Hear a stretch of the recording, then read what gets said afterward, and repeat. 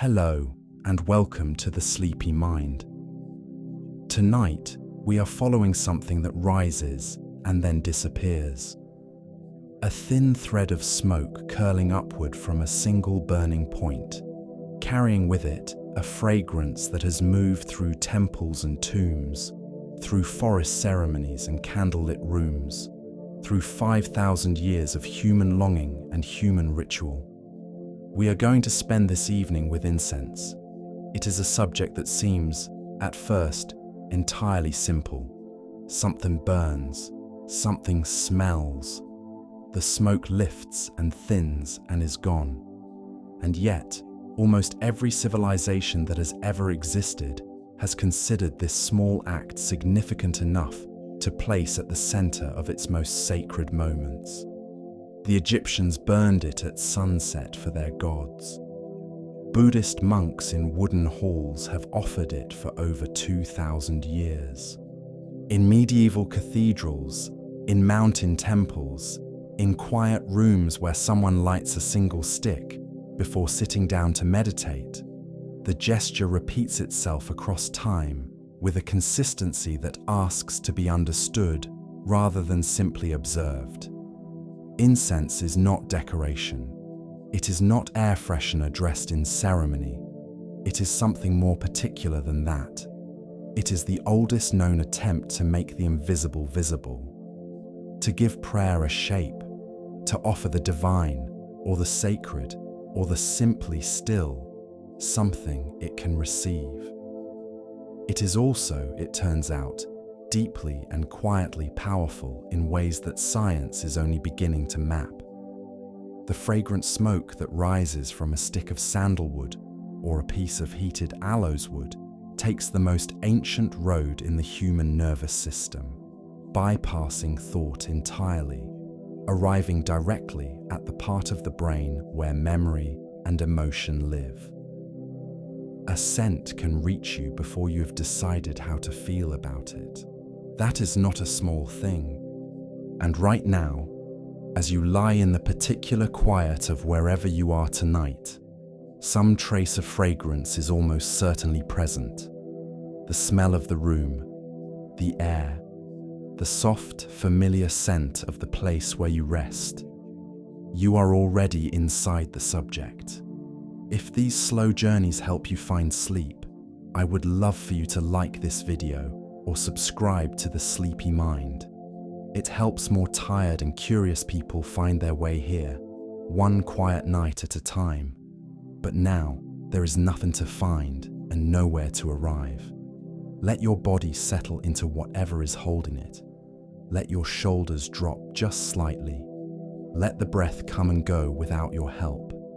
And allow your eyes, if they are still open, to grow heavier with each slow exhale.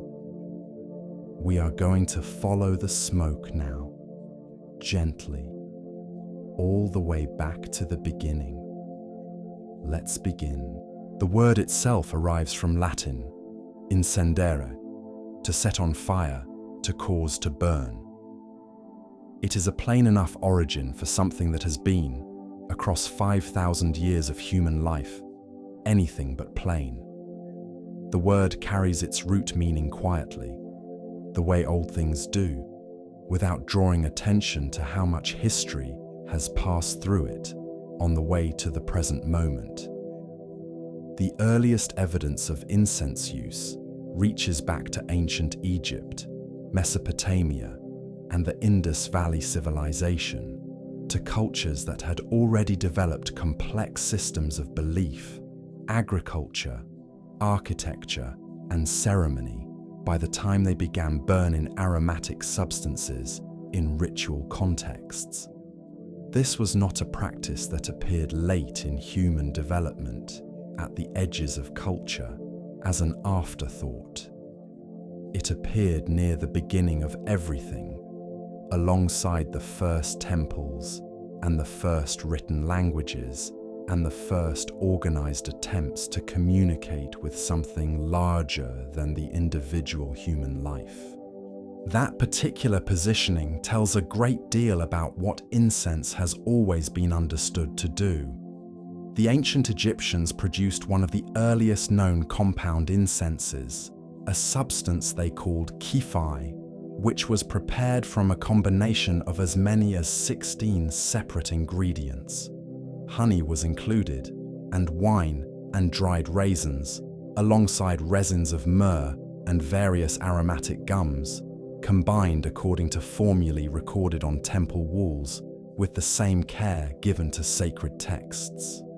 Kifi was burned at sunset as an offering to Ra, the sun god, as the light faded from the world and the long night began.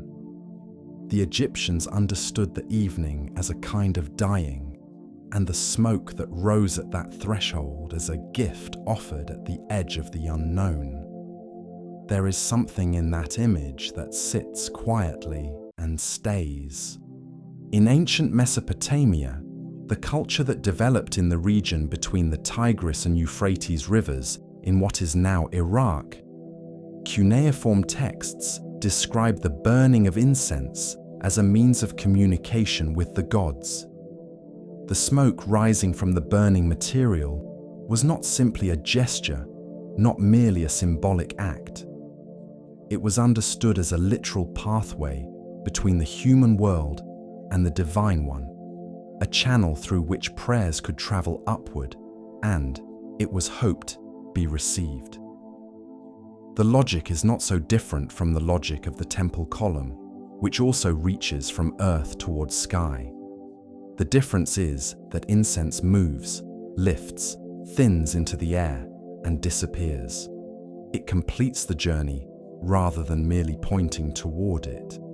In ancient China, aromatic woods and dried herbs were burned long before the formalized incense sticks that would later be developed as a distinct technology. Archaeological evidence of ritual burning at Neolithic sites suggests that the practice predates written records and formal religious structures, emerging from something more instinctive, a sense that certain smells belong to certain moments. That fragrance was itself a kind of language the body understood before the mind had words for what it meant. The trade in incense materials became one of the great organizing forces of the ancient world. The network of overland and sea routes known as the incense route stretched from the Dhofar region of what is now Oman across the Arabian Peninsula and onward to the Mediterranean, where the great civilizations of Egypt, Greece, and Rome maintained an apparently insatiable appetite for frankincense and myrrh. These were not cheap commodities.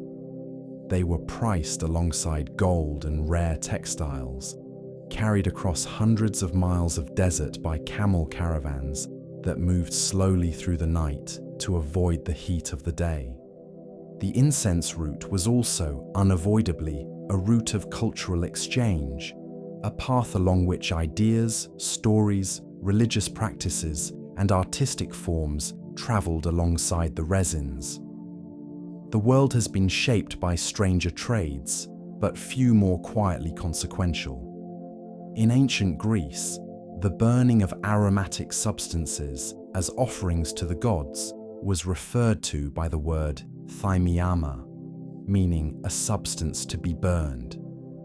Temple records from as early as the 4th century before the Common Era document the purchase and use of incense in ritual contexts, with the careful accounting of a culture that understood the gods to be watching and to deserve the best of what the earth produced. The great temples of Athens and Delphi would have been filled with aromatic smoke at their ceremonies. The particular quality of those ancient spaces, the stone floors and the high ceilings, and the outdoor air moving through columns, would have made the rising of incense smoke something visible and slow, drifting upward in the light. Ancient Egypt preserved more than its texts and its architecture. In tombs sealed more than 3,000 years ago, fragments of frankincense resin have been found intact, still faintly aromatic, kept unchanged by the extraordinary dryness of the desert air. The substance that a priest placed in a tomb as an offering for the dead outlasted the priest, the dynasty, the empire, the language, and the religion that gave it meaning, and arrived in the hands of modern archaeologists, still recognizably itself. There is a patient quality to that kind of survival, as though the resin was simply waiting, unhurried, for someone to notice it again. The story of incense in the ancient world is, at its heart, a story about what human beings do when they encounter the limits of their own understanding. They reach for something that moves, something that rises and changes and cannot be held, and they send their most important words upward with it, trusting the air to carry what they cannot deliver themselves. That same reaching, refined over centuries into practices of extraordinary complexity and beauty, would shape everything that followed, beginning with two substances that have become, more than any other aromatics, the particular scent of the sacred. There are trees growing in the arid highlands of Oman, Somalia, Ethiopia, and India that produce, when wounded, a substance that has been considered holy for thousands of years. These are the boswellia trees, and the resin that seeps from cuts made in their bark is frankincense. Small, irregular, teardrop-shaped pieces of hardened sap, pale yellow or greenish-white, faintly translucent at the edges, with a clean, resinous fragrance that deepens when heat is applied. They are called tears, these pieces of resin, and the name suits them. The process of obtaining frankincense is called tapping. A harvester makes a deliberate incision through the outer bark of the tree, and the sap bleeds out slowly, exposed to the air, hardening over a period of weeks into the resin pieces that can then be collected by hand. A single tree can be tapped several times in a year, though it requires care and restraint. Too much tapping weakens the tree over time, reducing its vitality and eventually compromising its ability to produce the resin at all. The most experienced harvesters have always understood this, working with the trees across generations in a relationship that has more in common with stewardship than extraction.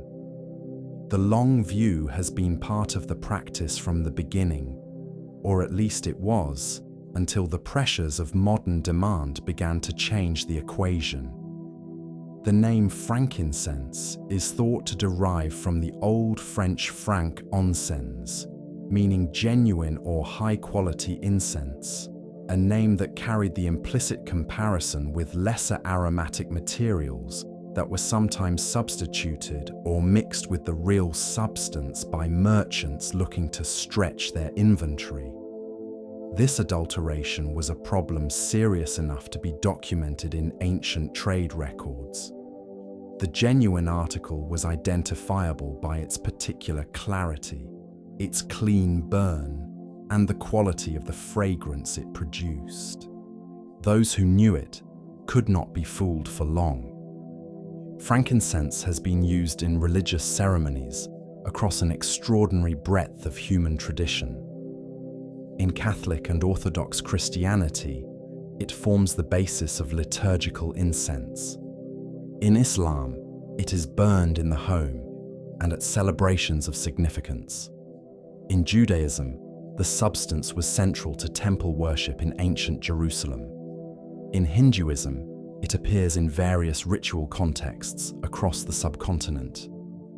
In the traditional practices of numerous East African cultures, it has a long and deep history of ceremonial use. That a single substance should occupy a place of significance in traditions so various, so geographically distant, and so philosophically distinct from one another, suggests that frankincense is responding to something in human experience that goes deeper than any single cultural interpretation of it. Modern research has begun to examine what frankincense actually does when it burns. One of the compounds produced when frankincense resin is heated is a substance called incensol acetate, and laboratory studies have observed that this compound may have what researchers describe as anxiolytic effects, meaning effects that reduce anxiety. Whether the priests of ancient Egypt understood this in biochemical terms is a question that answers itself.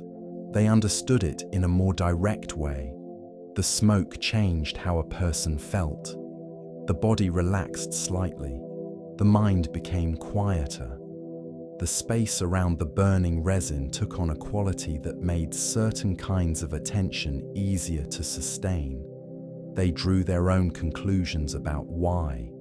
Myrrh grows in the same regions as frankincense and is harvested in the same way, from trees of the genus Commiphora, which produce a darker, more complex resin, with a quality that has been described as bittersweet, simultaneously warm and slightly medicinal. The two substances have been traded together, used together, and understood as complementary for at least 3,000 years. In ancient Egyptian practice, myrrh was a primary ingredient in the embalming process, valued both for its preservative properties and for the fragrance it brought to a ritual that was understood as the first stage of a journey toward eternal life. The scent of myrrh was, for the ancient Egyptians, the smell of transformation itself. Both frankincense and myrrh appear repeatedly in the Hebrew Bible, the collection of texts that is shared, in different forms, by Judaism, Christianity, and Islam. They appear as offerings, as anointing materials, as components of sacred preparations that were carefully formulated and considered too important for private use. The specific gift of frankincense brought to the infant Jesus in the Christian nativity story has been interpreted by theologians across many centuries as a symbol of divinity. The incense of gods carried into the presence of one believed to be God made human.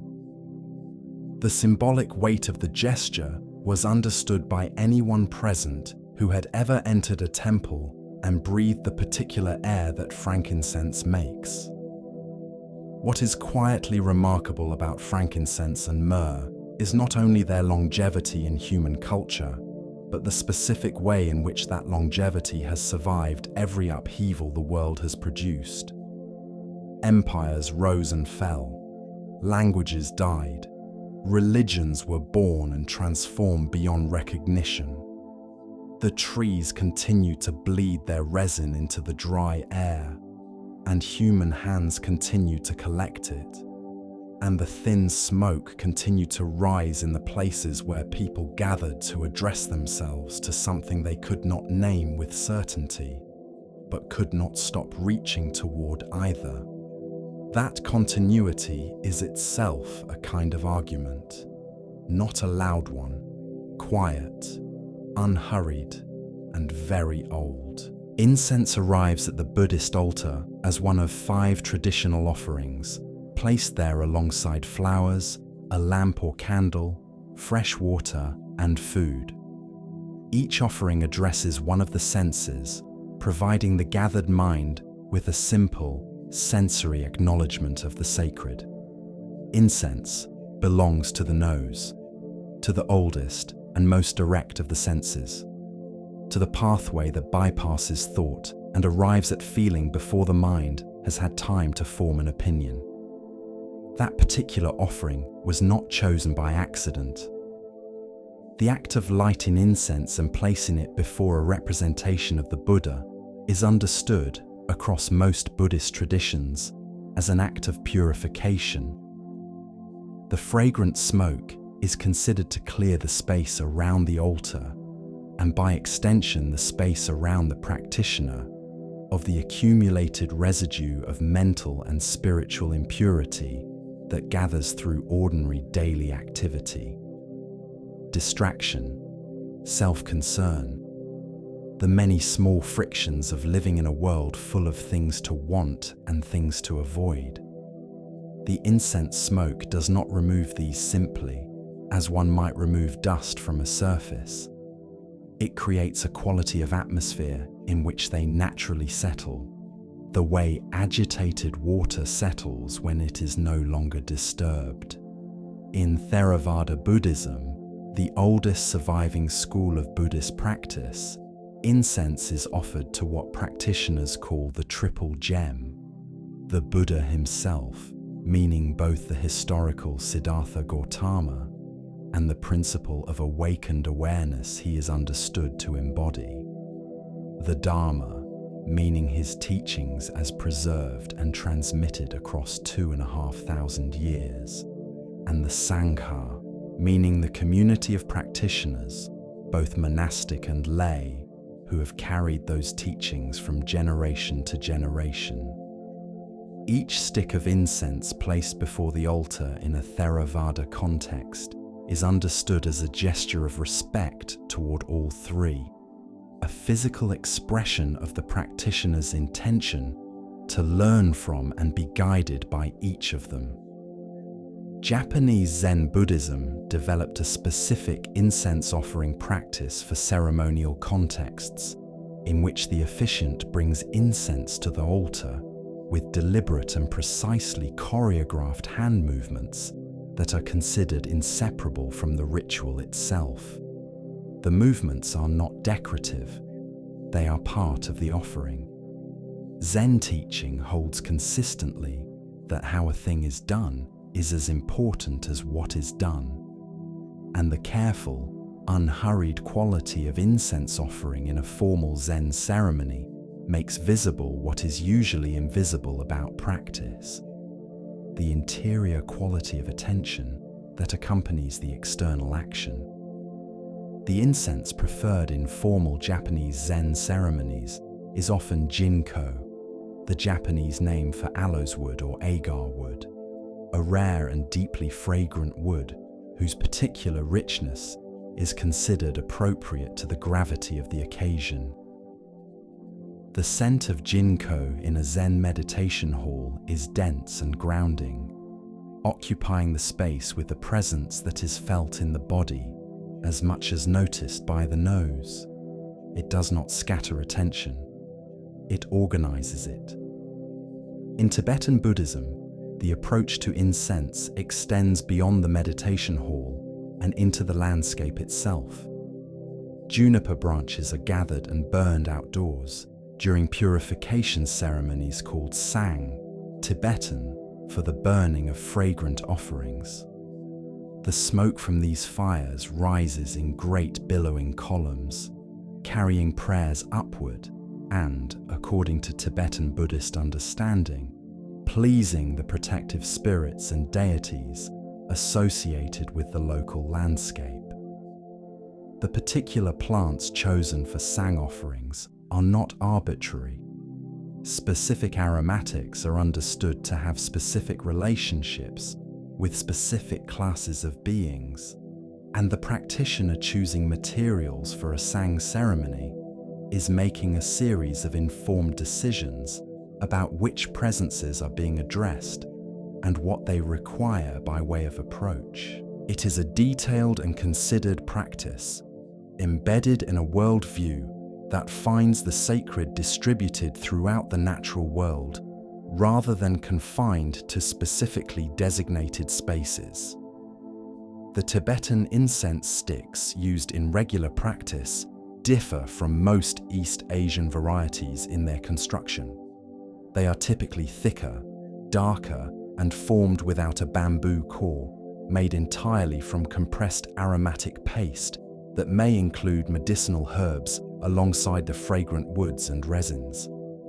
This dual function, aromatic and medicinal, reflects the Tibetan Buddhist understanding of incense as a material that serves the well-being of the whole person, body and mind together, rather than serving a purely ceremonial function separate from the concerns of physical health.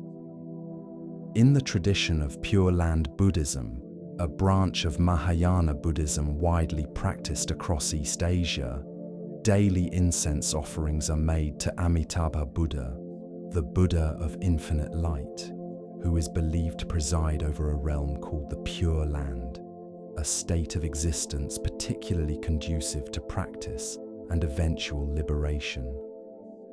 The fragrance of incense offered in a Pure Land context is understood to travel toward that realm, to arrive there as an expression of the practitioner's aspiration, bridging the distance between the world as it is and the world as it might be. There is something in that understanding of a scent carrying intention across an unimaginable distance that is difficult to let go of entirely. The Japanese Zen master Dogen, who lived in the 13th century and whose writings on practice remain among the most precise and beautiful in all of Buddhist literature, addressed the correct offering of incense with the same philosophical seriousness he brought to every other aspect of daily monastic life.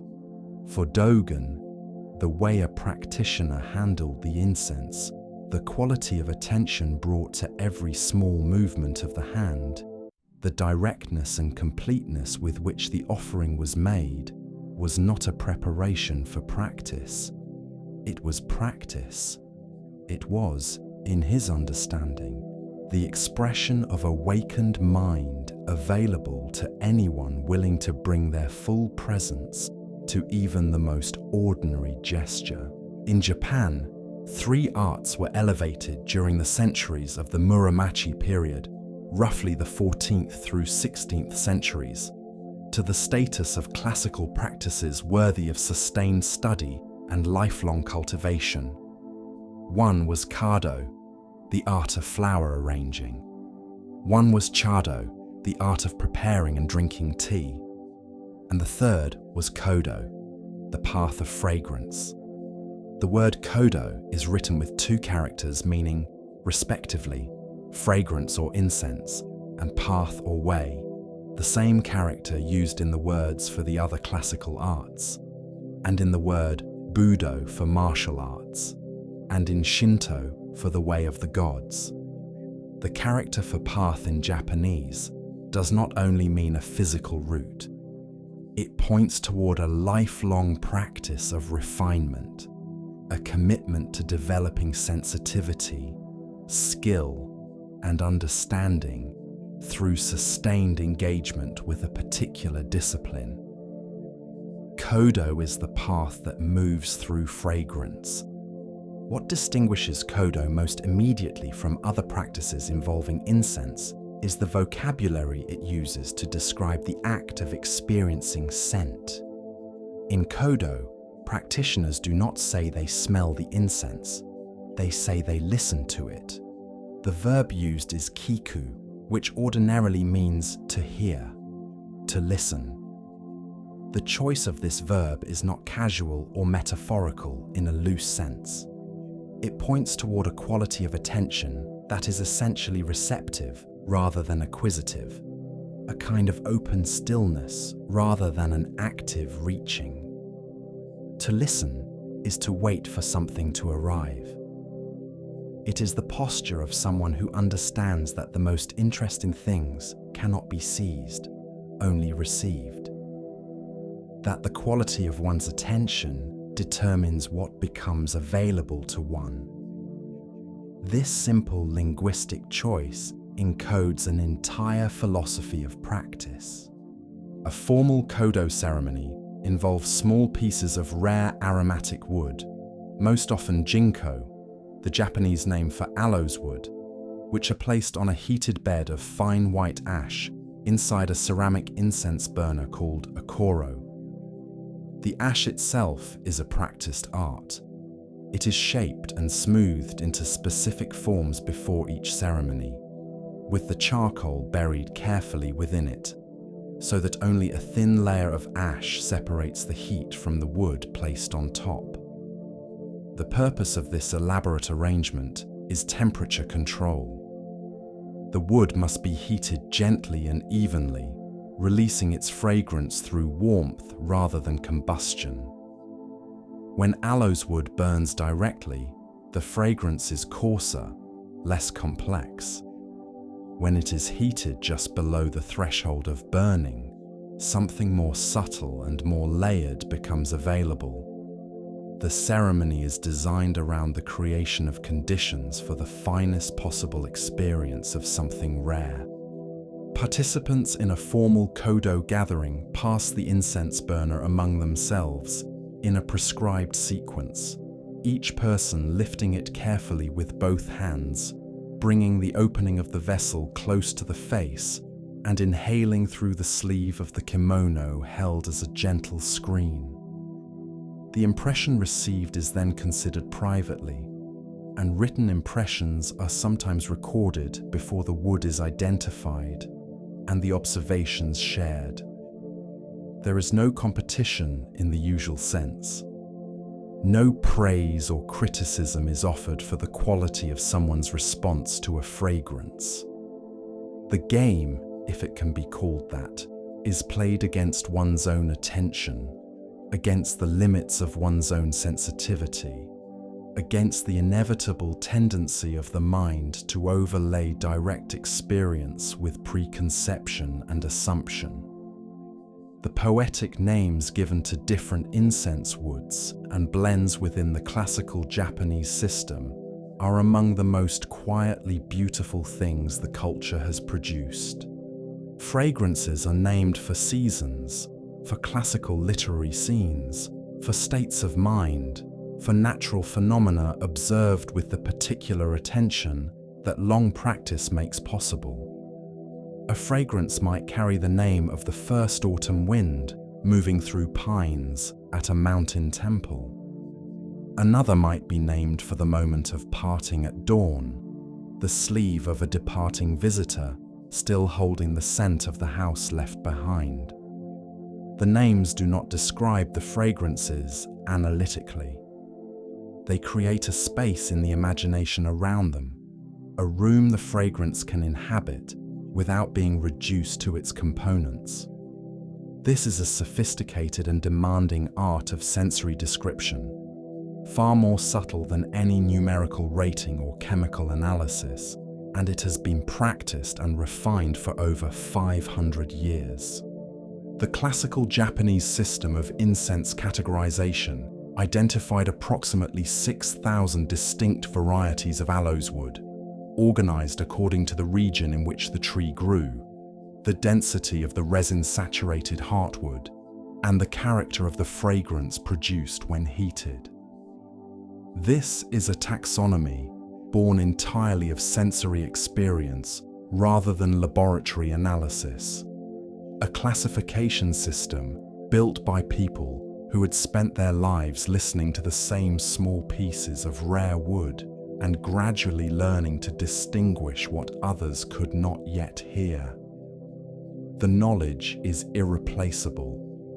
It exists nowhere but in the lineages that have maintained it.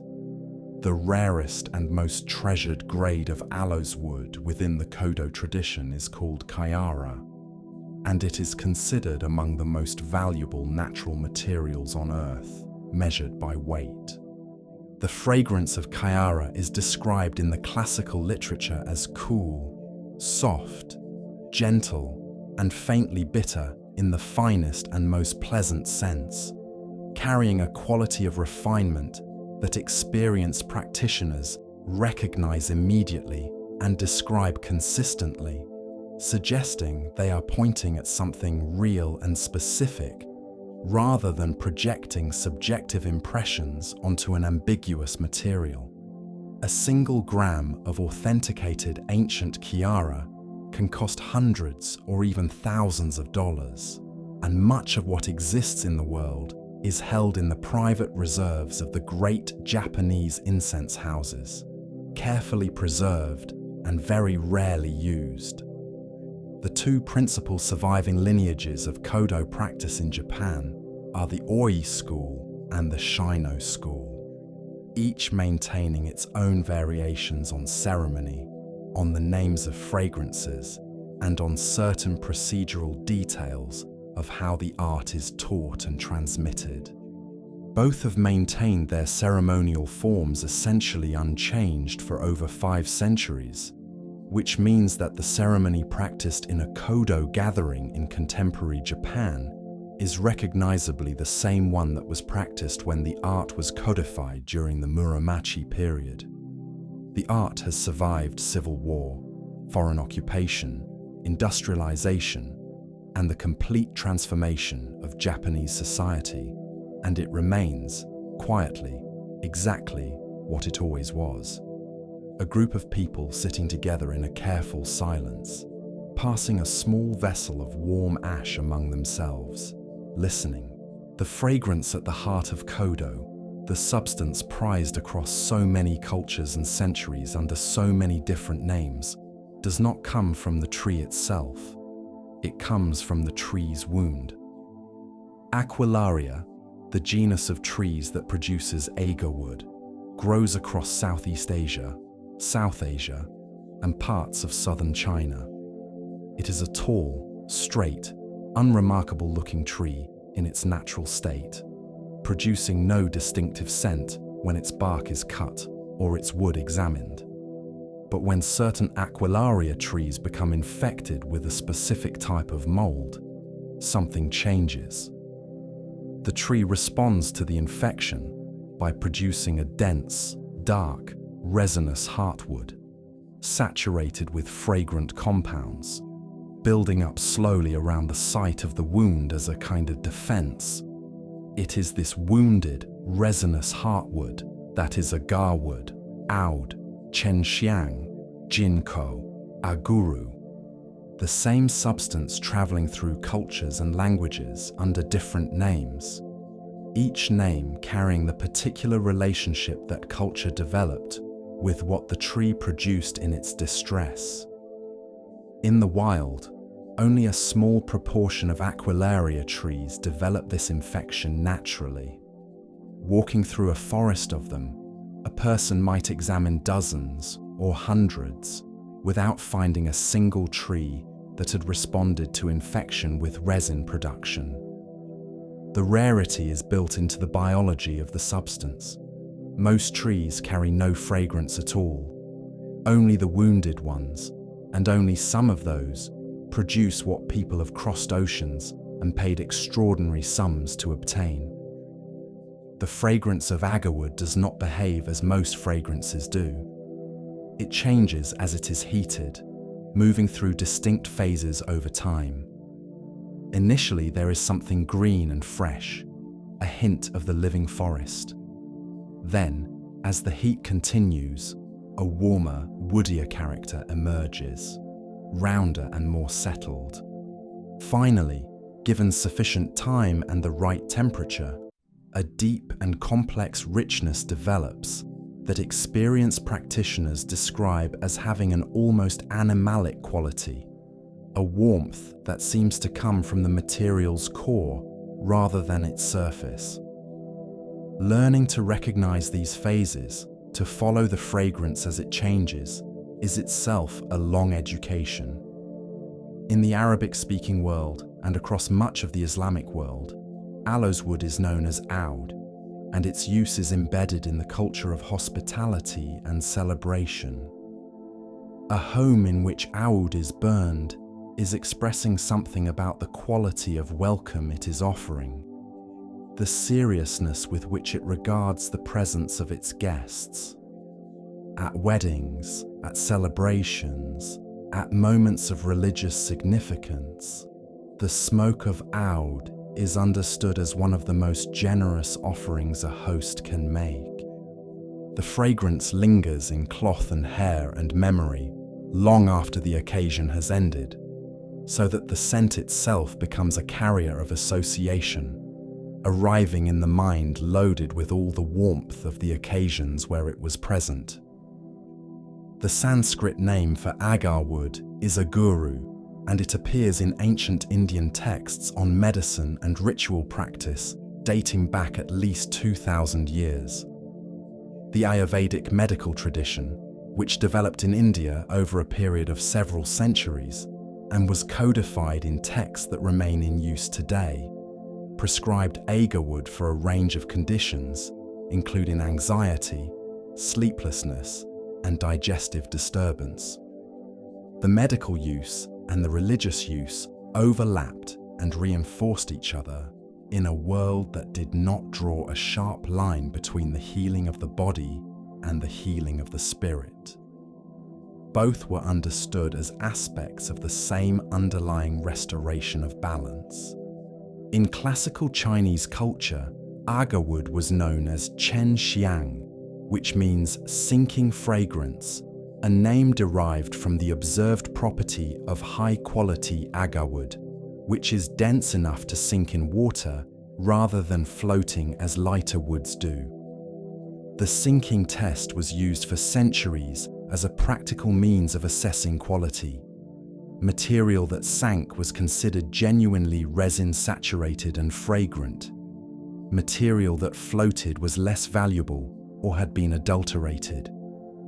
The Chinese appreciation of chen xiang reaches back to the Han Dynasty, roughly 2,000 years ago, and the substance appears in poetry, in medical texts, in inventories of imperial treasuries, and in the records of Buddhist monasteries as one of the most consistently valued natural materials the culture knew. The conservation situation surrounding Aquilaria trees is one of the more quietly urgent stories in the natural world. The genus is now listed as endangered or vulnerable across much of its range, due primarily to the extraordinary pressure exerted by global demand for agar wood and the OUD perfume trade. Wild populations have been severely depleted in many areas where the trees once grew in abundance. The sustainable cultivation of agar wood has become an important industry in several Southeast Asian countries, with plantation trees deliberately inoculated with the relevant fungus to encourage resin production, attempting to relieve the pressure on wild populations while meeting the continuing demand. The results have been promising in some respects, though the finest cultivated agar wood has not yet been considered by those most experienced in the art to be fully equivalent to the oldest wild material. That comparison and the question of whether it will ever fully close is one the people who maintain private reserves of centuries-old Chiara are watching with careful attention. The incense stick is not an ancient form. It is a relatively late technological refinement of a much older practice, developed in China and Japan as a way of making the burning of aromatic materials more controlled, more portable, and more precisely measurable. Before sticks, incense was burned in the older way: resins, powdered woods, and dried herbs placed directly on heated charcoal in a ceramic or metal vessel, their fragrance released by the heat rather than by a sustained, self-sufficient flame. The older method is still practiced in many contexts and has its own particular character, but the stick, with its clean, slow, self-contained burn, became the most widely distributed incense form in the world, and the craft of making it well has been refined over centuries into something that deserves to be understood. A basic incense stick begins with a mixture of powdered aromatic materials combined with a natural binder, the substance most commonly used in the Japanese tradition being mako powder, derived from the bark of the Matulus thunbergi tree. The mako powder is valued specifically because it burns evenly and slowly and contributes almost nothing of its own scent to the final fragrance, functioning as a carrier rather than a participant. It holds the aromatic materials together and ensures they burn at a consistent rate from one end of the stick to the other. The importance of this quality is not immediately obvious until one has experienced incense made with a binder that burns unevenly, producing changes in fragrance intensity and character at different points in the burn. The evenness of mako is a refinement earned through long experience. The aromatic paste formed from ground materials and binder is combined with water and worked until it reaches a consistency that allows it to be shaped without crumbling. In commercial incense production, this paste is extruded through a die under pressure, producing sticks of uniform diameter. In more traditional workshop production, it is hand-rolled, shaped around a thin core of bamboo, or formed entirely without a core, depending on the tradition and the intended use. The hand-rolling of incense is a practice that takes considerable time to learn well, and experienced makers can produce sticks of remarkable uniformity by feel alone, having done it so many times that the knowledge has settled entirely into the hands. Japanese incense sticks of the highest quality are often made without any bamboo core. The entire stick formed from compressed aromatic paste. These are known as coreless sticks, and they are considered to produce a cleaner and more faithful expression of the aromatic materials, because there is no bamboo to contribute its own character to the fragrance during burning. When bamboo is used as a core in East Asian incense sticks, it is typically soaked in fragrant oils before assembly, so that the core itself participates in the fragrance rather than merely serving as structural support. Every component in a well-made incense stick has been considered.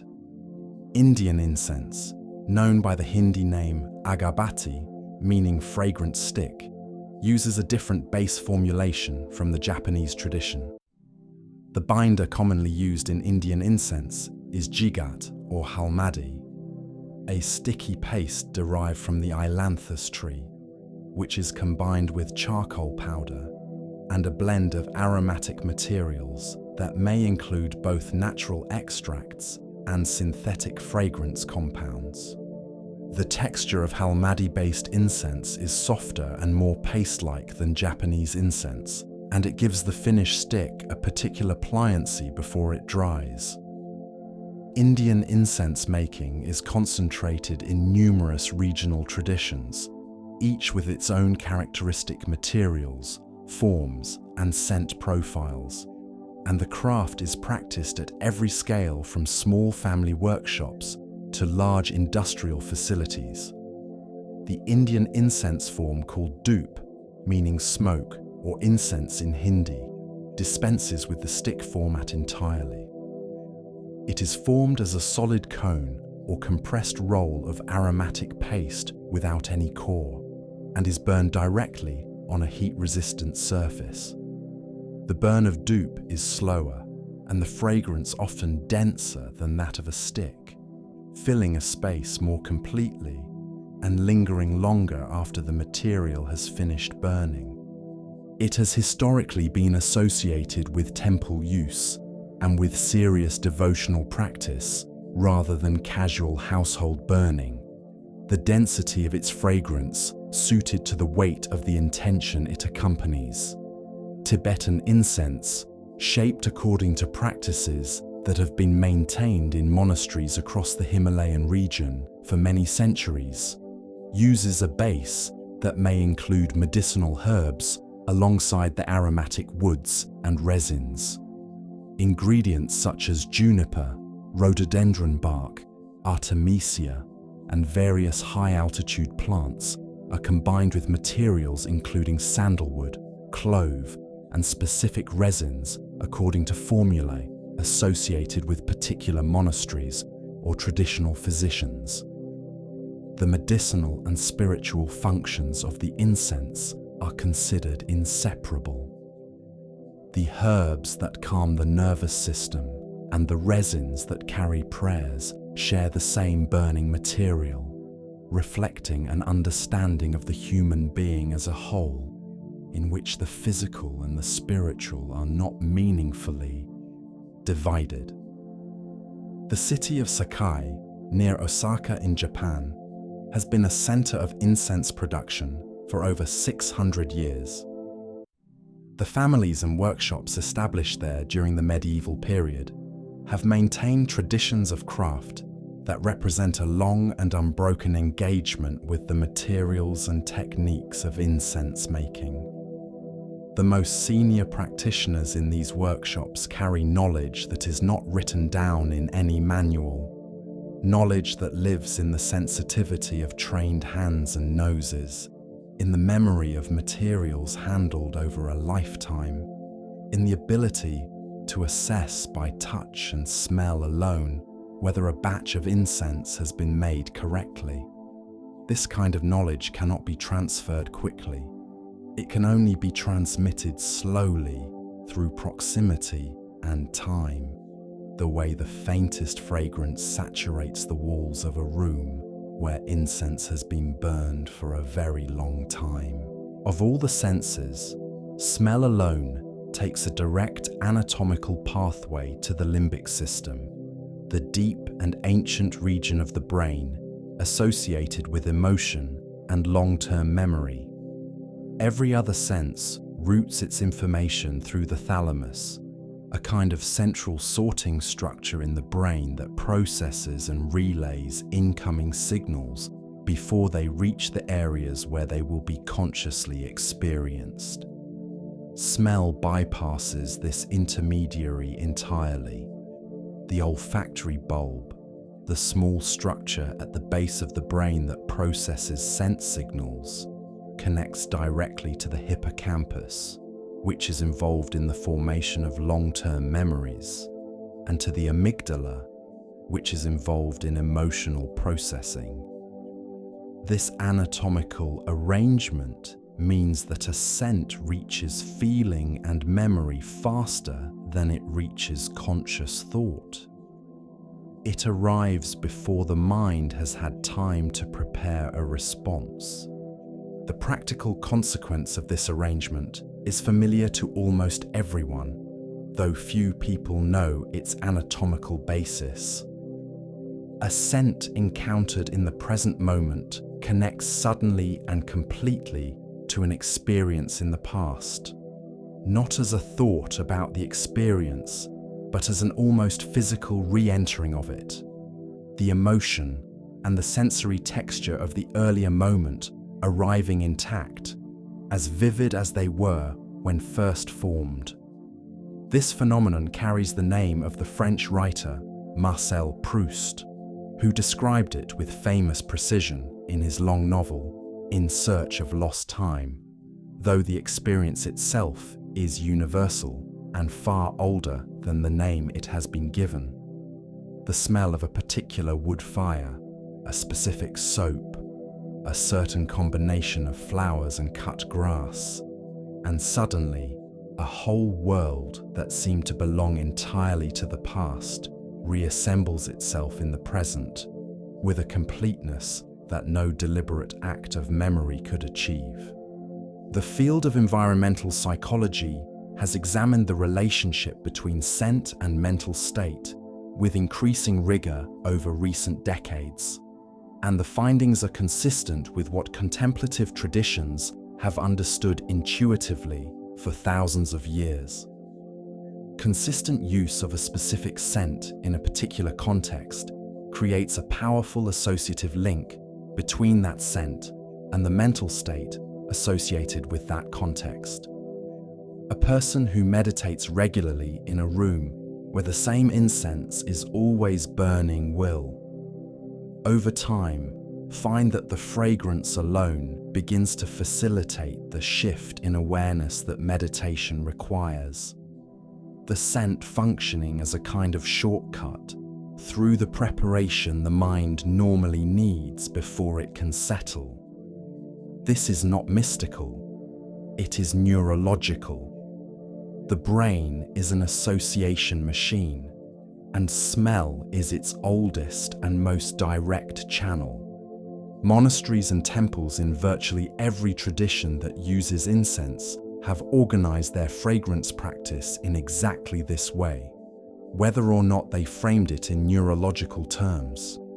The same incense, burned in the same hall, before every meditation session, across years and decades and generations. The effect is cumulative.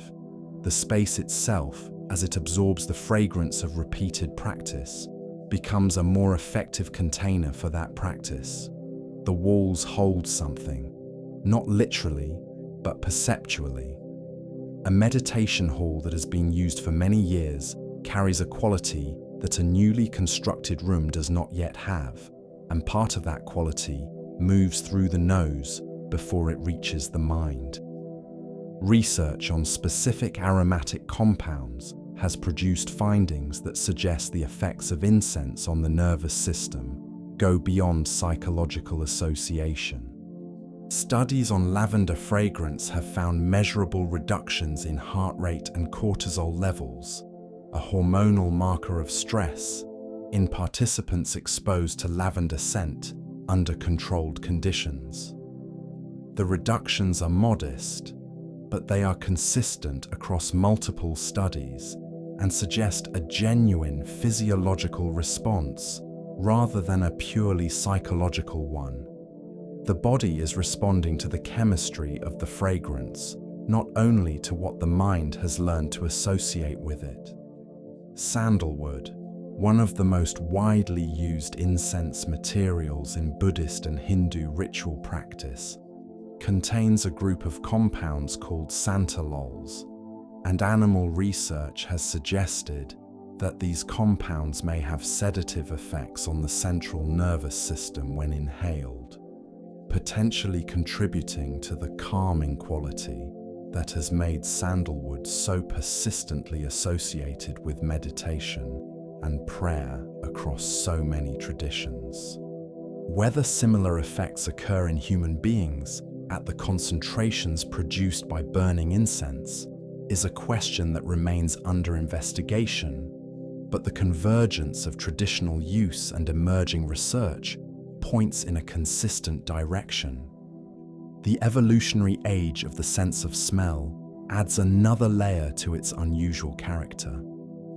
The olfactory system is considered one of the oldest sensory systems in the vertebrate nervous system, predating the development of hearing and sophisticated vision by a very long time. This evolutionary seniority may contribute to smell's particularly direct and unmediated quality, its resistance to the filtering and interpretation that more recently evolved sensory systems apply to incoming information.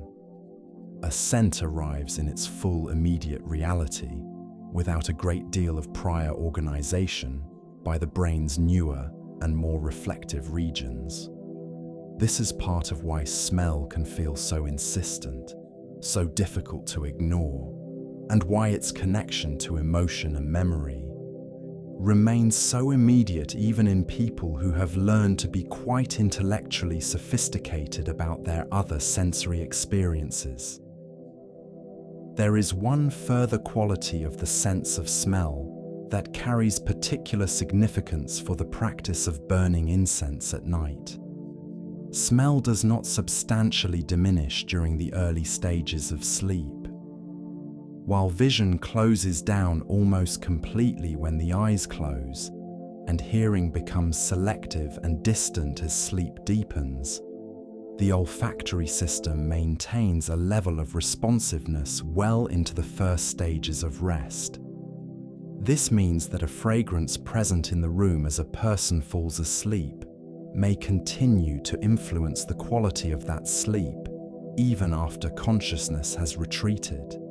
The scent working at a level below awareness, contributing its particular character to the body's passage into rest.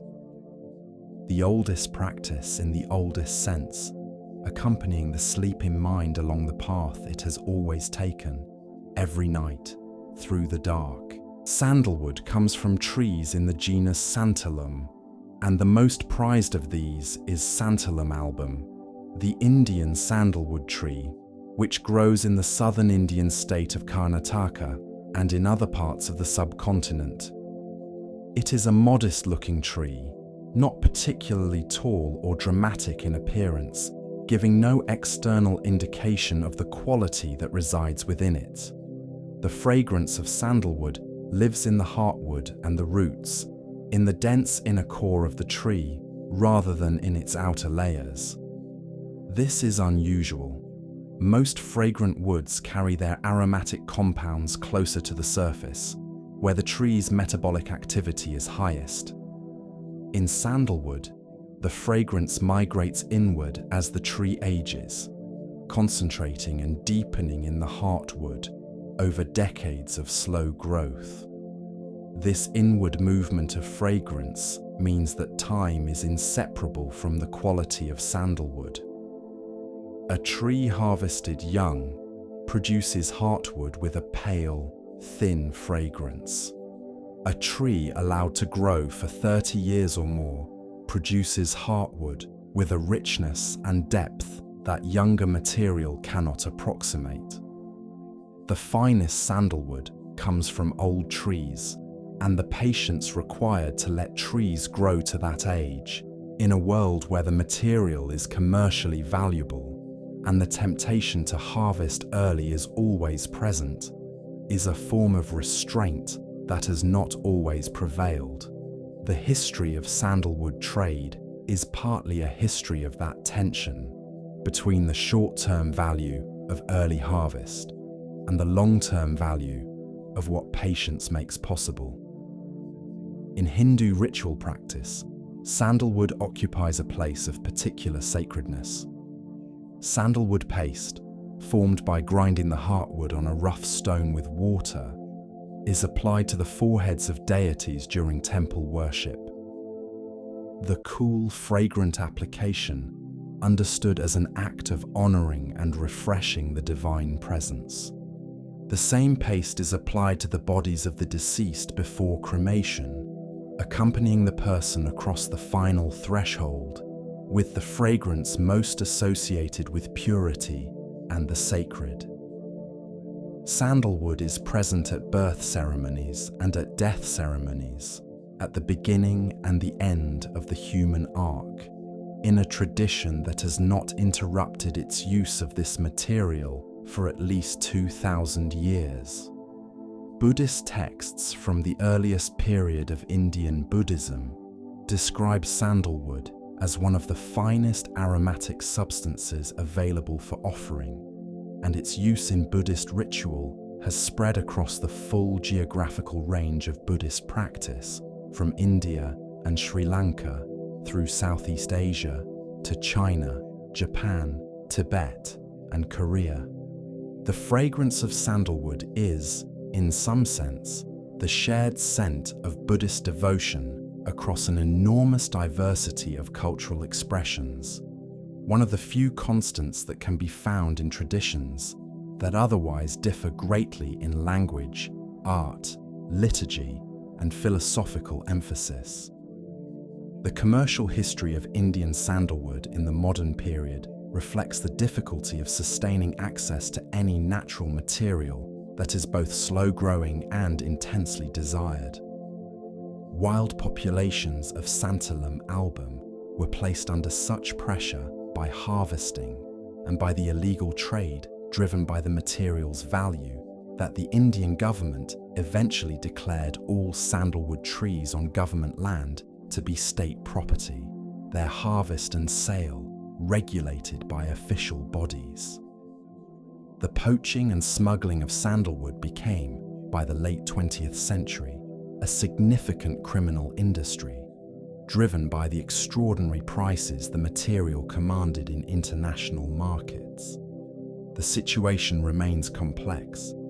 In Western Australia, a different species, Santalum spicatum, has been cultivated at scale as a more sustainable alternative to Indian sandalwood, and a substantial plantation industry has developed there over the past several decades.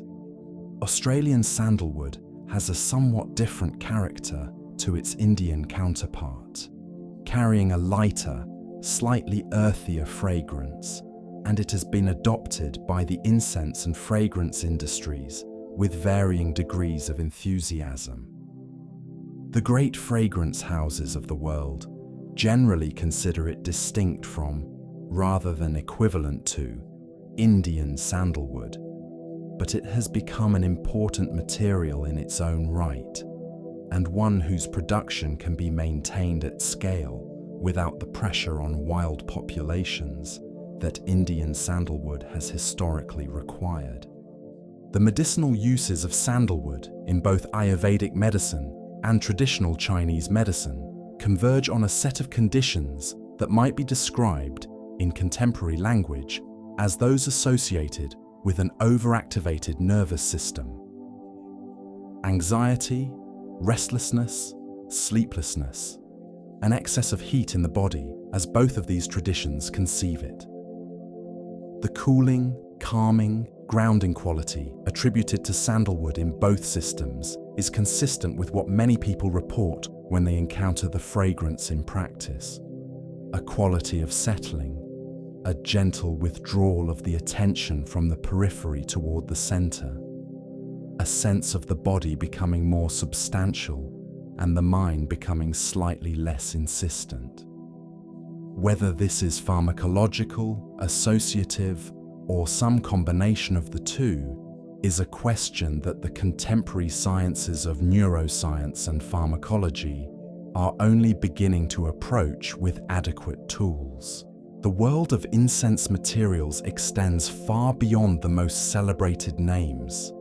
It encompasses a vast and diverse catalogue of resins, barks, roots, flowers and woods from every part of the globe, each carrying its own fragrance, its own cultural history, its own particular relationship with the human desire to fill sacred space with meaningful scent. Benzoin resin is harvested from trees of the genus Styrax in Southeast Asia, particularly in Sumatra, where it has been traded since at least the medieval period. When benzoin burns, it releases a fragrance that is warm and vanillic, soft at the edges, with a sweetness that is closer to baked goods than to flowers. It has been used in European Catholic Church incense for centuries, blended with frankincense to add warmth and depth. In Southeast Asian ritual contexts, it appears in ceremonies related to healing, spirit communication, and the welcoming of benevolent presences. In the perfumery of Renaissance and Baroque Europe, it was a foundational material, valued for its ability to fix other fragrances and extend their duration on the skin. The particular warmth of benzoin is difficult to describe precisely to someone who has not encountered it. It is a scent that does something to the air around it, filling it with a quality of comfort that is entirely without sentimentality. Copal is a resin native to Mexico and Central America, harvested from trees of several genera, including Bucera and Proteum, and it has been burned as sacred incense by Mesoamerican cultures, including the Aztec, the Maya, and their predecessors for thousands of years. The relationship between copal and the divine in these traditions is explicit and direct. Copal smoke was understood not only as an offering to the gods, but as a form of nourishment for them, the smoke carrying sustenance as well as prayer upward to the divine realm. The burning of copal during ceremonies was, and remains, a means of feeding the sacred, of fulfilling a reciprocal obligation between the human and the divine that was understood as necessary to the continuation of the world in its proper order. Contemporary Mesoamerican communities maintain copal traditions that connect the present to a pre-Columbian past more than 2,000 years deep. The smudging practices of various indigenous peoples of North America involve the burning of dried sage, most commonly Salvia apiana or white sage, a plant native to the coastal sage scrub of Southern California and Baja California. The smoke produced by burning white sage bundles is passed around the body or through a space as a purification ritual. The scent understood to clear away energetic residue and to restore clarity and right relationship with the world.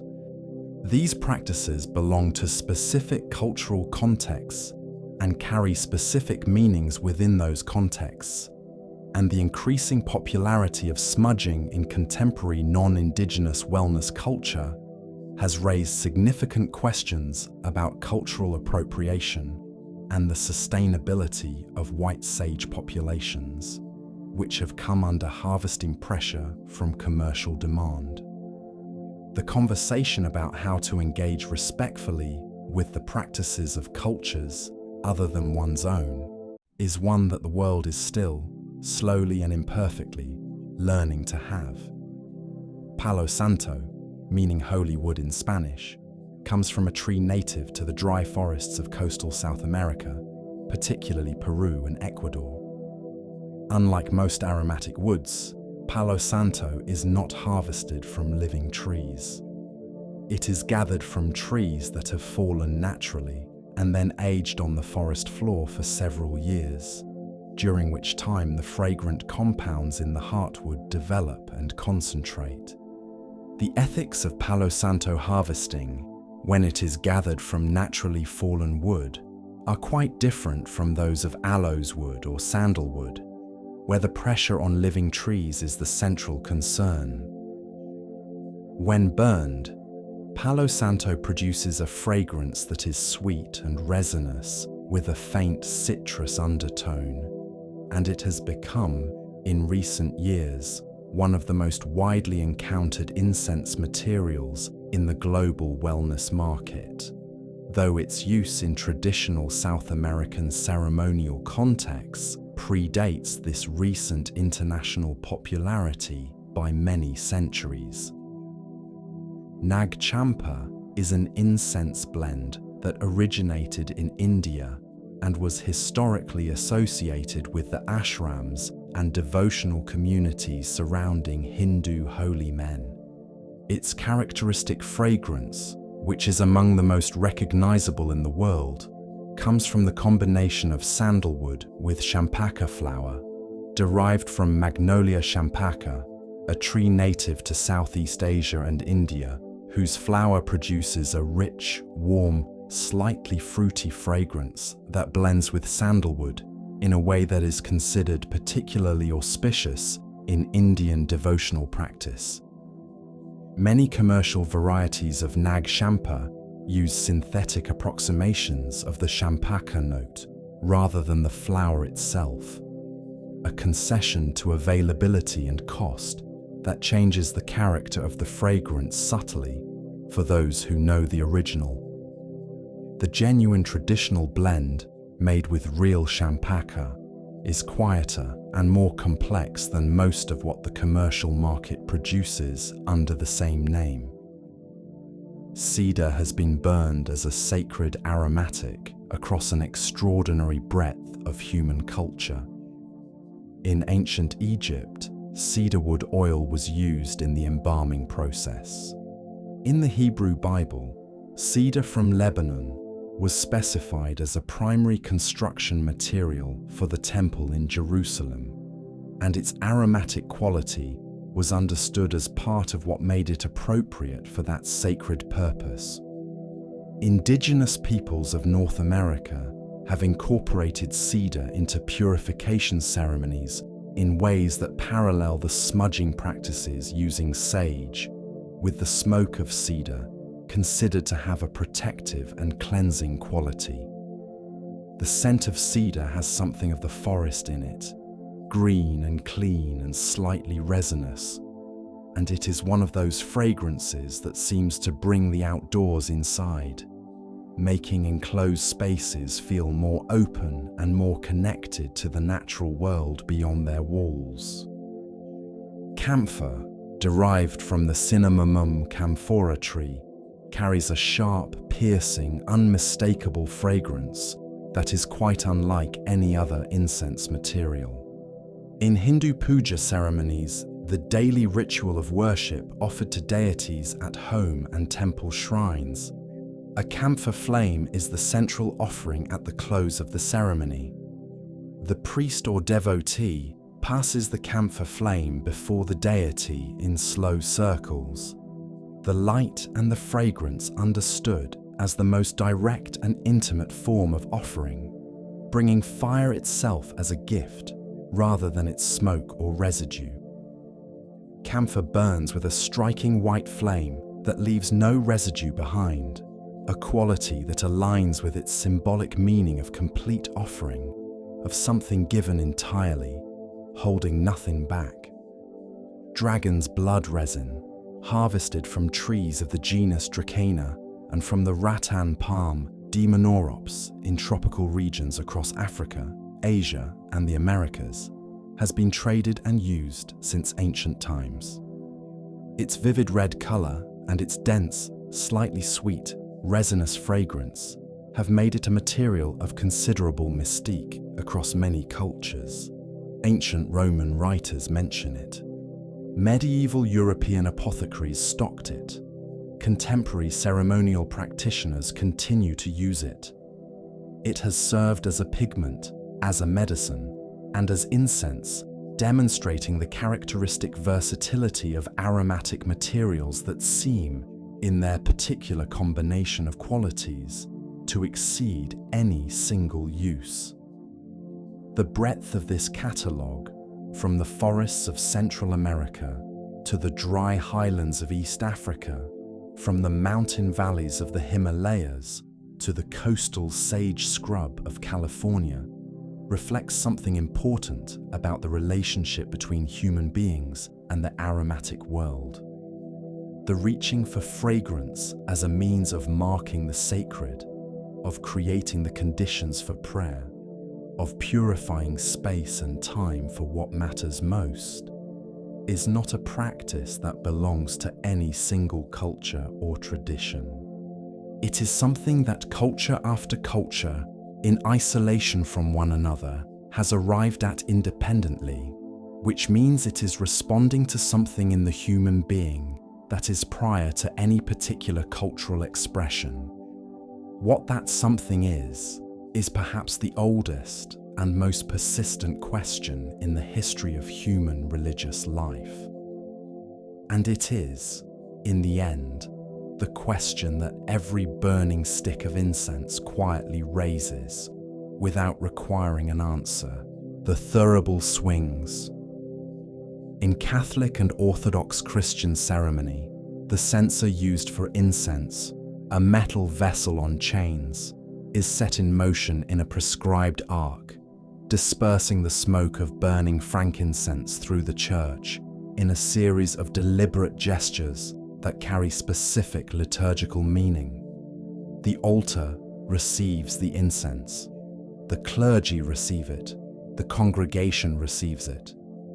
Each direction of the swing is a gesture of consecration, an acknowledgement that the sacred is present in this space, among these people, in this moment. The motion itself is slow and unhurried, the chains producing a soft rhythmic sound as the censer moves, the white smoke rising and dispersing through the light of high windows. It is a sensory experience that has changed very little since the early centuries of Christian practice, and the fact of that continuity is itself part of what the ritual is doing. The use of incense in Catholic and Orthodox Christian worship draws directly on the heritage of ancient temple practice that preceded it. The Jewish temple in Jerusalem burned incense twice daily, morning and evening, using a specific and carefully formulated blend called the ketoret, whose recipe is preserved in the Talmud. the vast compendium of Jewish legal and theological discussion compiled over many centuries. The Ketoret was composed of 11 ingredients, including stacte, onycha, galbanum, and frankincense, combined according to a precise formula that was considered so sacred that recreating it for private use was forbidden. The incense that rose from the temple altar twice each day was understood as the fragrant expression of the entire community's prayer, gathered and offered upward together, morning and evening, as long as the temple stood. The description of the Ketoret in the Book of Exodus, one of the foundational texts of Jewish scripture, places it among the most sacred objects and practices of the wilderness community, alongside the Ark of the Covenant and the specific forms of sacrifice. The formula was entrusted to the hereditary priestly caste, the Kohanim, and its preparation was understood as a form of service to the divine requiring the highest available degree of purity and intention. Contemporary Judaism does not typically include the burning of incense in synagogue worship, the practice having been associated specifically with the temple that was destroyed in the 1st century of the Common Era. But the Ketoret is recited as a prayer in certain traditional Jewish liturgies, the words preserving the memory of the practice in the absence of the smoke. In Hinduism, the lighting of incense is part of the daily ritual of puja, the offering of worship to a deity that takes place at home shrines, as well as in temples throughout the subcontinent and wherever Hindu communities live in the world. The structure of puja involves honoring the deity through offerings addressed to each of the senses. Sight is honored through the lamp, hearing through bells and prayer, taste through food, touch through the application of fragrant paste, and smell through incense. The symmetry of this structure reflects a theology in which the divine is understood as fully present and fully deserving of the most complete and beautiful attention the devotee can offer. Nothing is withheld. Every sense participates. In the Islamic world, incense and fragrance carry a significance that is both theological and deeply practical. The Prophet Muhammad, according to multiple recorded traditions, expressed a particular love of fragrance, and the tradition of burning aromatic materials in the home and at celebrations of religious and personal significance is deeply embedded in Islamic culture across its many regional expressions. In the Persian tradition, burning wild rue, known by the Persian name esfand, in homes and at celebrations is understood to drive away the evil eye and to protect those present from harm. The crackling of the seeds in the heat and the sharp herbal fragrance released by the burning are sounds and smells associated with protection and blessing in Iranian culture to the present day. In Shinto, the indigenous religious practice of Japan, incense occupies a less central role than in Japanese Buddhist practice, but aromatic wood smoke has been used in purification rituals at certain shrines since at least the early medieval period. The Shinto concept of hare, purification from spiritual impurity, employs various means including fire and water, and at some shrines aromatic smoke forms part of the ritual vocabulary of cleansing. The boundary between Shinto and Buddhist practice in Japan was permeable for many centuries, and the two traditions influenced each other considerably, particularly in the ritual use of fragrance. Zoroastrianism, the ancient Persian religion founded by the prophet Zarathustra, places fire at the very center of its theology and practice. The sacred fires maintained in Zoroastrian fire temples have been kept burning continuously for periods of extraordinary length, in some cases for more than 1,000 years, tended by hereditary priests who maintain meticulous ritual purity in relation to the flame. Aromatic woods are added to these sacred fires as offerings, filling the temple with fragrance, understood as pleasing to Ahura Mazda, the supreme deity of Zoroastrian theology.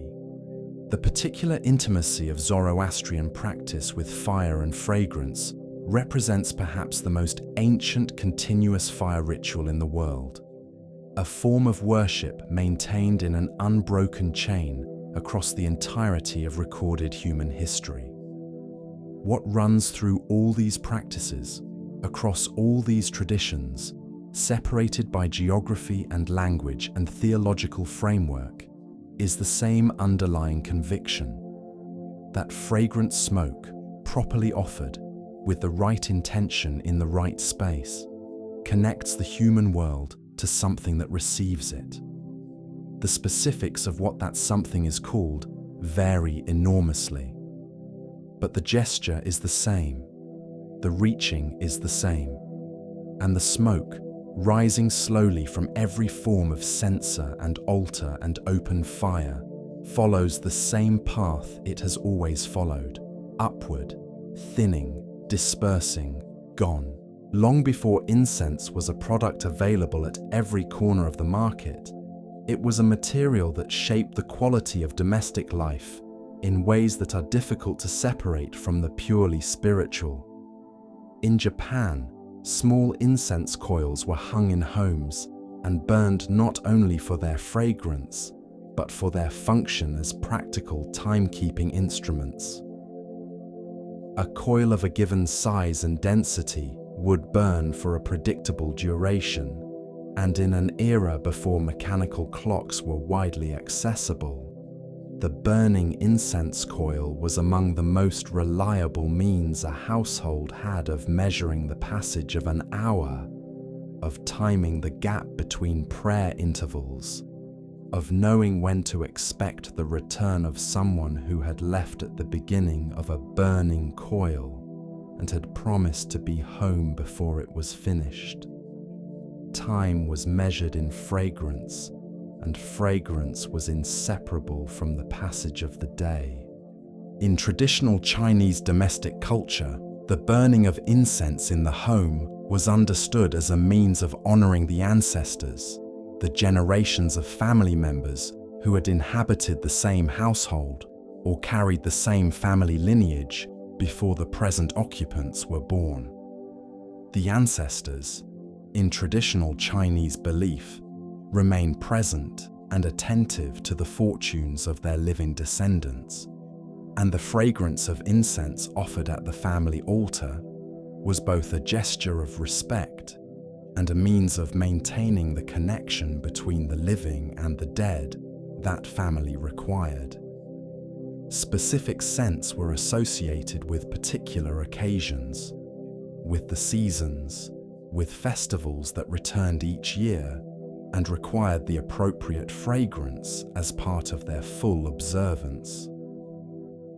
The domestic incense calendar of a traditional Chinese household was as precisely organized as any other aspect of the household's ritual life. The question of how a home smells, what aromatic character it carries, has been understood in East and South Asian cultures as a reflection of the household's spiritual attentiveness and aesthetic sensibility.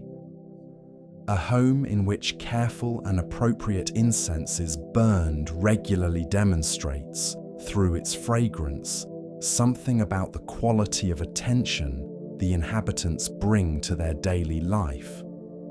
This is not a superficial concern in the way that home decoration might be considered superficial. It is a statement about the care and intention with which the inhabitants inhabit their space, about whether the domestic environment is treated as simply a container for physical activity or as a space that participates in the practice of living well.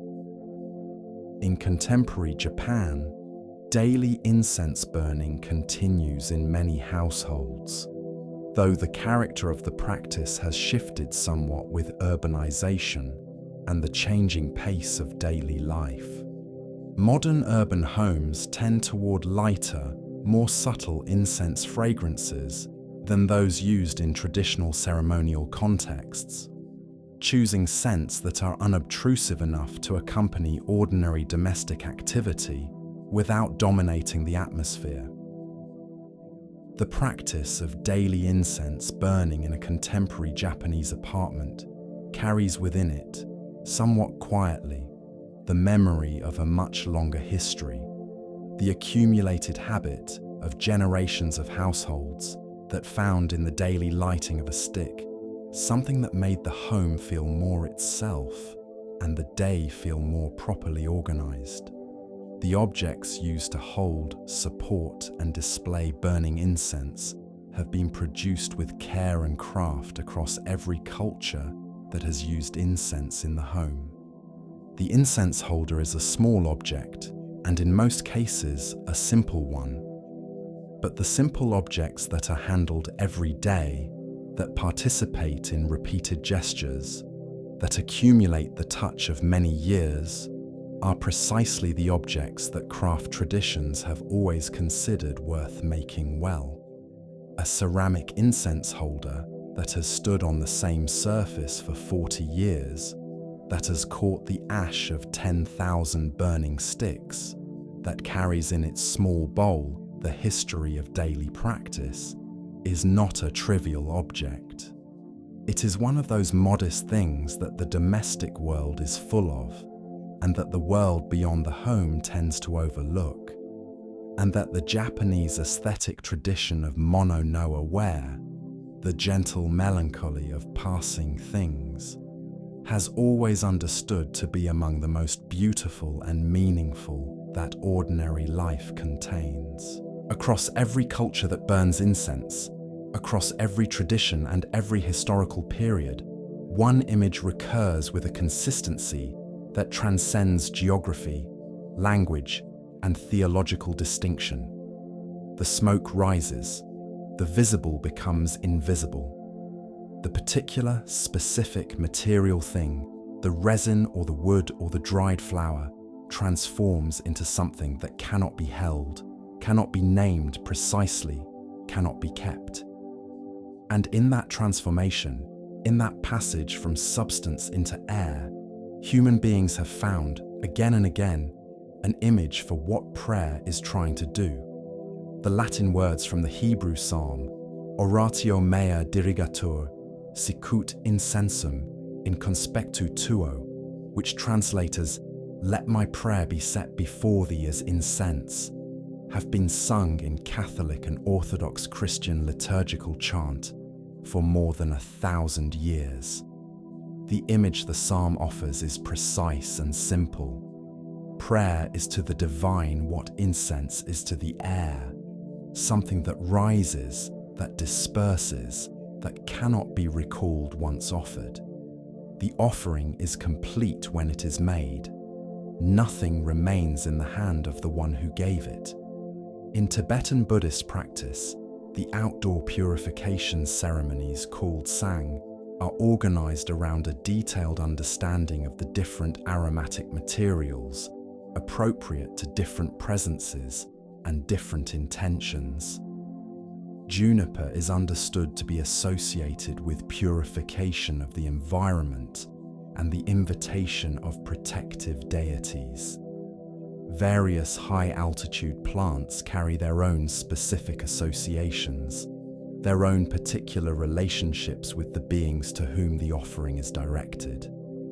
The smoke from a sang fire, rising in great white columns from an outdoor hearth in the early morning light of a Himalayan valley, is not incidental to the ceremony. It is the ceremony. It is the form the prayer takes, made visible for the brief duration of its ascent, and then given to the air.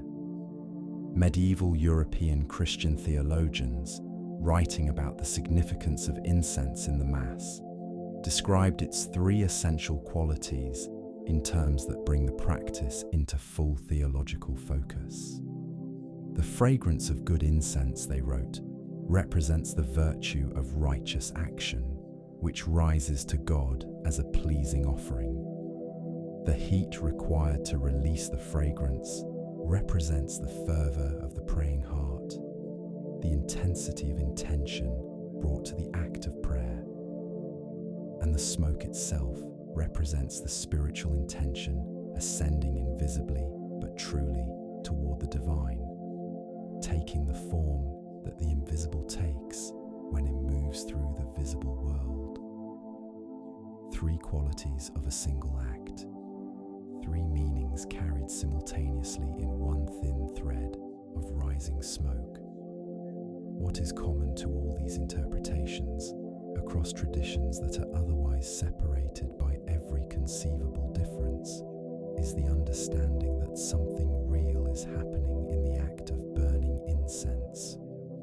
Not metaphorically real, not merely symbolically real. The transformation of matter is itself understood as a form of prayer, the physical act inseparable from the spiritual intention it carries. The smoke rising is not a symbol of prayer. It is prayer in the form available to matter, moving, changing, opening itself to the air, relinquishing the particular form it had in favor of something more general and more freely distributed.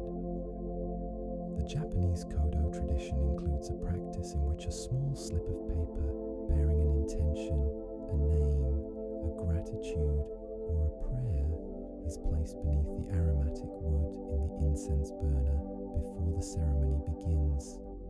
The fragrance then rises together with the intention, carrying the written word upward in the same column of warmth that carries the scent.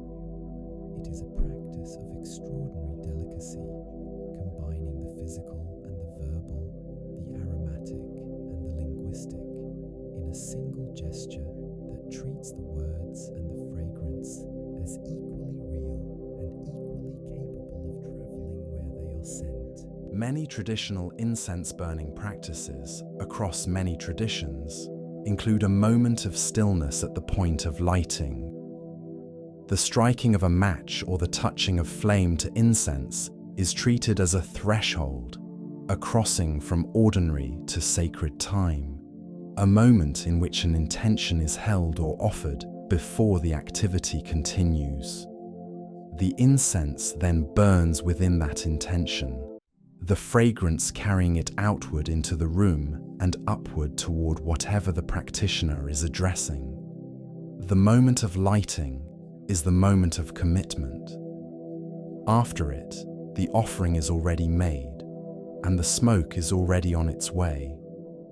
There is something in the nature of smoke that makes it an appropriate vehicle for this kind of intention. It is neither fully solid nor fully dissolved. It occupies the space between having a form and having none. It is visible enough to follow with the eye, thin enough that the eye loses it against certain backgrounds, fluid enough that it responds to the smallest movement of air, patient enough that in the absence of disturbance it rises in a single, steady, extraordinarily beautiful line.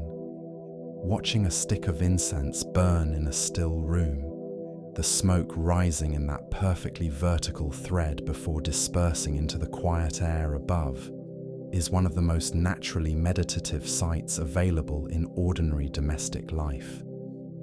It asks nothing of the watcher.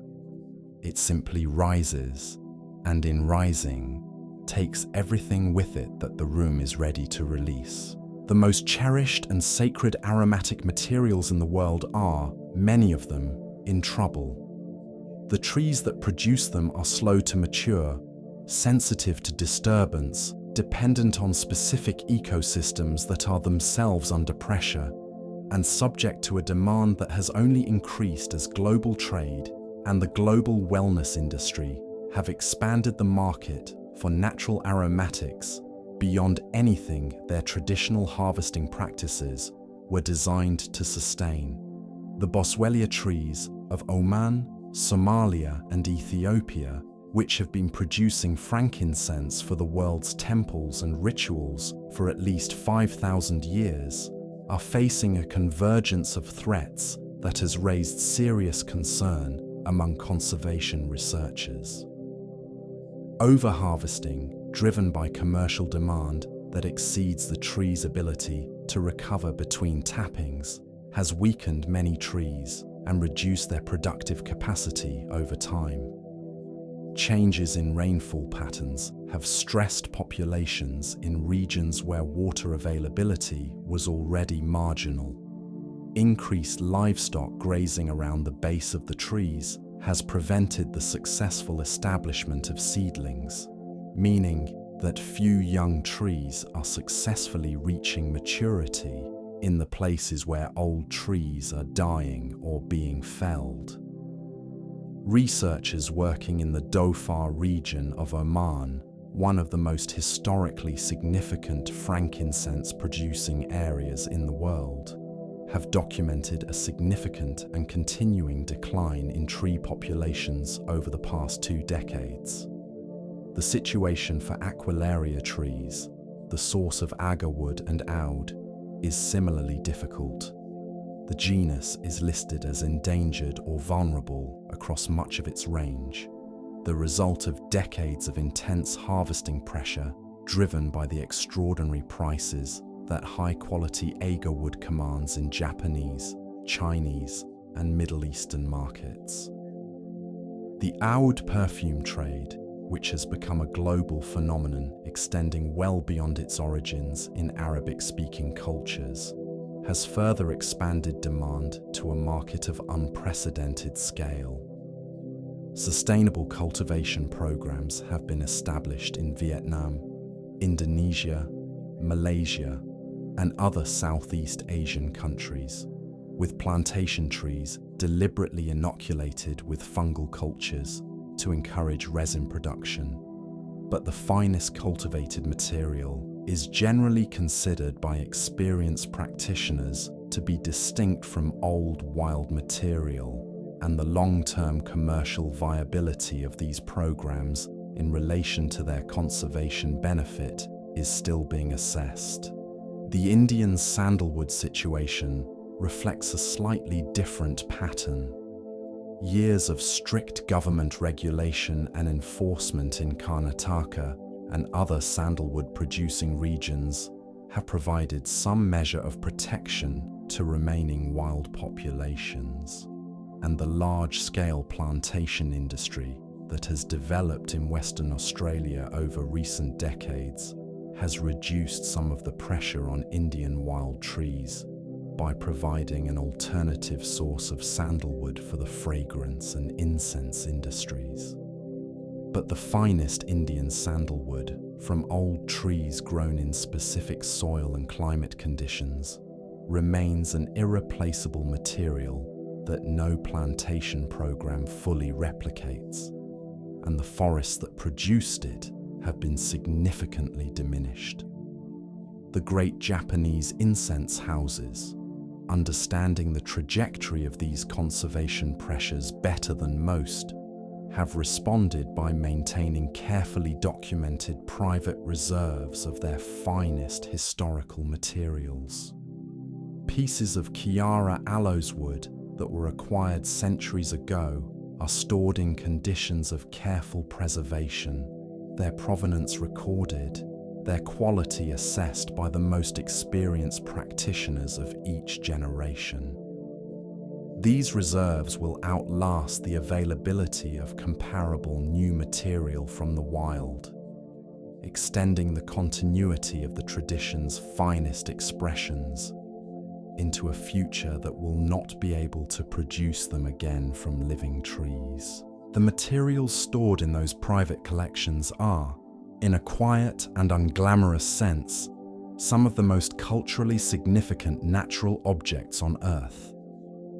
The question of synthetic alternatives occupies an increasingly significant place in the conversations of the fragrance and incense industries. Laboratory chemists have identified many of the key aromatic compounds responsible for the distinctive qualities of Kyara aloeswood, Indian sandalwood, and other endangered materials, and synthetic versions of these compounds are now produced and used in commercial fragrance formulations and in some incense blends. The technical quality of the finest synthetic alternatives has improved considerably over recent decades, and the conservation argument for their use is substantial. But the question of whether a synthetic fragrance can carry the same cultural and ritual significance as a natural material is not primarily a chemical question. It is a question about what significance means, about what makes a sacred offering sacred, about whether the intention is the whole of what prayer consists of, or whether the particular material through which that intention moves also matters. Different traditions answer this question differently. Some hold that the intention is primary and the material secondary, and that any appropriately offered fragrance serves equally. Others maintain that the specific material carries specific qualities that cannot be reproduced synthetically, and that the rarity and irreplaceability of the finest natural aromatics is not incidental to their significance, but central to it. The conversation is genuine and ongoing, and it does not yet have a resolution that all participants find satisfactory. What is perhaps most clarifying about this moment in the long history of incense is the evidence it provides of how deeply the human relationship with these materials runs. The extraordinary prices paid for genuine old Kyara, the conservation programs undertaken to protect trees that produce a luxury fragrance material, the private reserves maintained by incense houses that understand themselves as custodians of something irreplaceable. These are not the behaviors of a culture engaged in a superficial or purely commercial relationship with aromatic materials. They are the behaviors of communities that understand themselves as responsible for maintaining a living continuity, a connection to the past, and a gift to the future, expressed through the most ancient and most human of all the senses. The smoke that rose from Egyptian temples 3,000 years ago, and the smoke that rises from a single stick of incense in a quiet room tonight, are separated by an unimaginable distance of time and change, and yet the gesture is continuous, the reaching is continuous, the fragrance rises, and something in the room becomes slightly quieter, slightly stiller, slightly more itself. Whatever else has changed, that has not. And in this long, long story of human beings finding their way by the most direct available route toward what they most need to touch, the incense continues to burn, slowly, gently, in the particular quiet of spaces that have made room for it, all the way back to the beginning and all the way forward into what comes next. As the last thread of this evening's fragrance begins to soften and thin, let everything we move through together settle quietly where it has landed. We began in the oldest world, in Egypt and Mesopotamia and the Indus Valley, following the first human hands that carried fragrant resin toward fire and understood, without quite being able to say why, that the smoke belonged to something larger than any single life.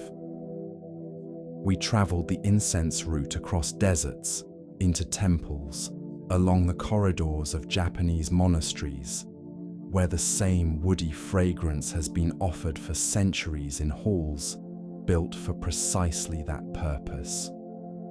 We sat inside the kodo ceremony, where a small group of people pass a vessel of warm ash among themselves in careful silence, listening to something most people never slow down enough to hear. We followed the wounded trees of Southeast Asia into their extraordinary transformation, learning that what the world most prizes often begins in a moment of damage. We traced the chemistry of scent through the oldest pathway in the nervous system, arriving at the understanding that fragrance reaches the heart before the mind has had time to form a response.